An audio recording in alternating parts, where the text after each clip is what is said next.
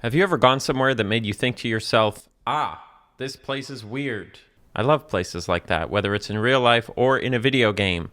So today, with your permission, I would love to take you on a little tour of some unremarkable and odd places in Half-Life. These are little places I found that I want to show you. So let's take a look. Roll the footage, for God's sake. You know, a lot of people have said that Half-Life, particularly the first one, but they've mentioned the second one and then the other episodes as well, is sort of unremarkable and odd, the game. And certainly, the early 2000s office buildings in video games are a great place for that weird backrooms vibe. You know, the feeling of a place that's built out of familiar pieces and yet is just a little bit too symmetrical or a little bit too uniform. You know, the wall texture is the wall texture through and through. The floor is the floor through and through. It doesn't have as much little variation. Now, of course, there's blood and guts all over this particular moment. But you still get the effect. That's the point. You still get the effect. So this whole section of the game, and this is early on in the first Half-Life, is full of weird places that you're running through very quickly because there's a lot going on. And as we know, anytime there's a place that you go through very quickly that then you stop and just look at, gets really weird. But there is a specific room that I want to show you here, and that is going to be back here. I don't know if it's just because my grandpa had a light like this, and anytime I see lights like this and like furniture like this, it just reminds me of like, you know, like buildings that the government used to spend like trillions and trillions and billions of dollars just like building office buildings, and like a skyscraper that's all it does is like research paper, and you know that we were going to the moon, and it was like we were just spending money on all sorts of things, and all those office buildings were kind of furnished like this. You know, like, have you ever gone to a school that was built in like the 50s and you're like, it just feels a little weird, like a really old doctor's office? So part of it might just be my personal feelings I have about furniture like this. But this tiny little room with this warm little lamp, the green carpet against the, I don't even know, I mean, they're brick walls, and then that horrible office ceiling, you know, where like if you push on it, you'll just like go through it. All of that put together makes this room feel very weird to me. This calendar is also very weird because look at how the days are laid out, you know. There's 7 days every week, but then this row only has 6, and this row then has 4. And it also only goes up to 30, even though December should have 31. It's hard to tell if this 1 means that this month started on a Sunday, because it's, you know, the 1, and it goes to 7, so that should be Sunday, Monday, Tuesday, Wednesday, Thursday, Friday, Saturday. The 10 and 11 are way too close together too. That's annoying. Oh my God, the light turns on. Wow, that completely, I did not know the lights, you can interact with the lights. That changes the vibe a whole lot, doesn't it? I like it off. Does that mean there's a light? Can I turn off the light in this room? Where's the light switch? This couch too, same kind of vibe. And then the whole fact that it just goes from tile to carpet. Like they wanted to make this seem like a weird living room, but it is just like attached to the weird corporate brick maze. It's just a weird vibe, those kinds of those combinations. But I think in particular, the tiny, warm, little lighted room amidst the fluorescent labyrinth. That just gives me weird feelings. So yeah, that's the first little place. Wonderful, very nice. Weird, creepy office building. You'll love it. You'll love to see it. Anyway, let's go on to the next one.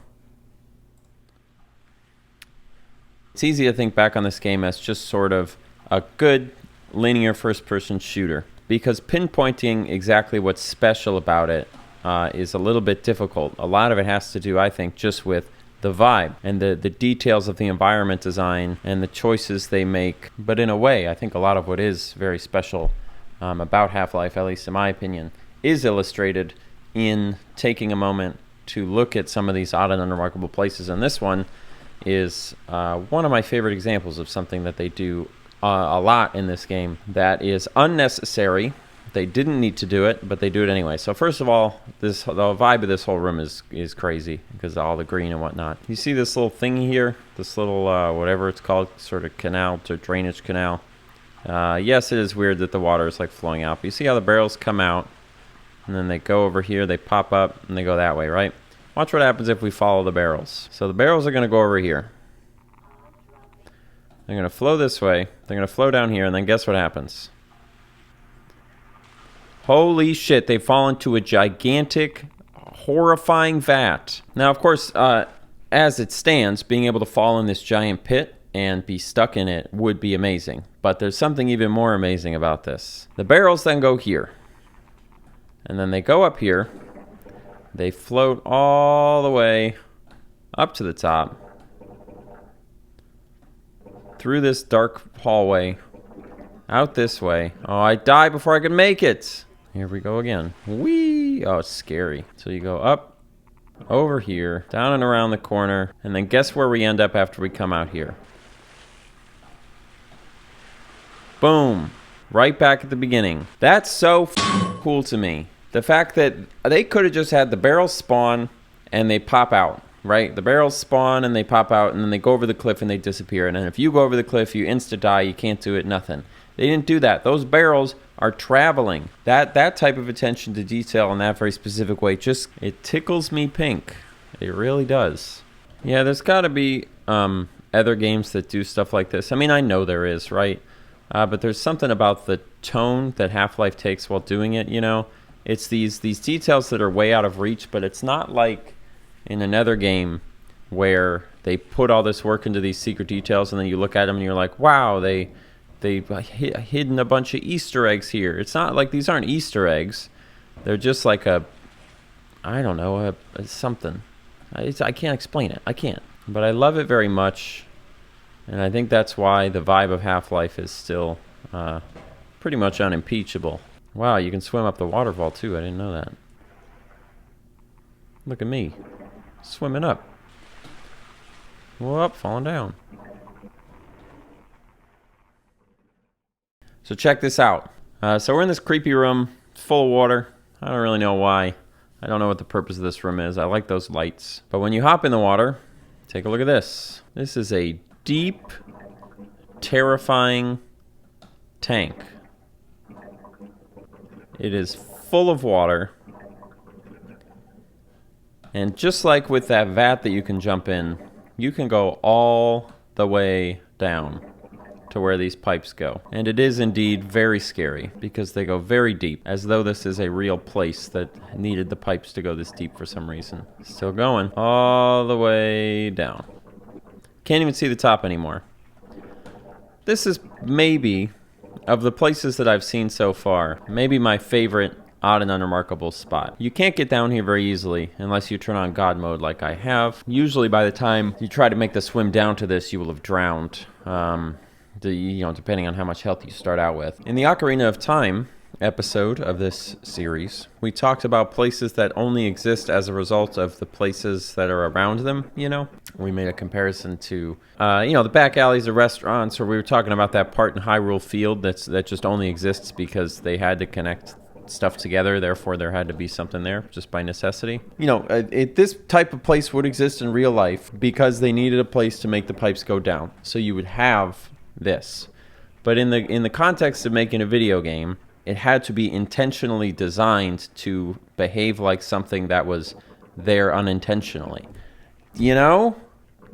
And that's so cool. And Half-Life has just loads of stuff like that.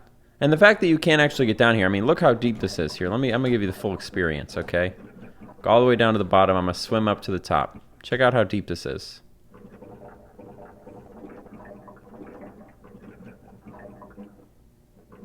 This is crazy. Look at how deep this pool is. And it's just underneath in this room. I mean, that's terrifying. If you've got that sub-mechanophasalophobia shit, Half-Life is not a game for you, let me tell you. Because that's just in this room, right? It's just in there, in this tiny pool. You just have the world's biggest pit, and it's goddamn terrifying. What a weird place. Yeah, if you like the vibes of these videos, Half-Life is a game for you, I think. Half-Life is super cool. Anyway, let's go on to the next one. Alright, the last place I'm going to show you is this.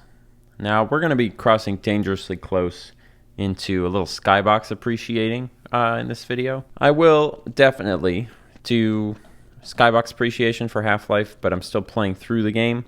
I'm not done with it yet, so I want to make sure I do that. And then we'll take some time to really focus on how incredible the skyboxes in this game are. But this particular area, this is a missile silo.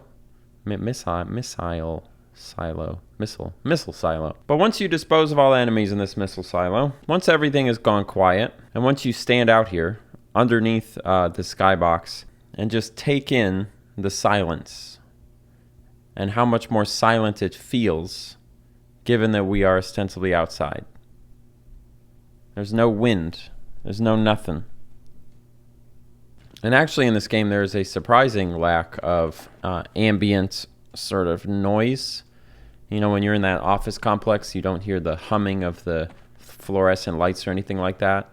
I think with old games, that's one of the things that helps contribute to their kind of creepy atmosphere, is just how still they are. You know, when you're not doing anything, they are so eerily still. Modern games, when you stop and just sort of take in the environment, you know, you get wind rustling and little rabbits rolling through the trees and whatever.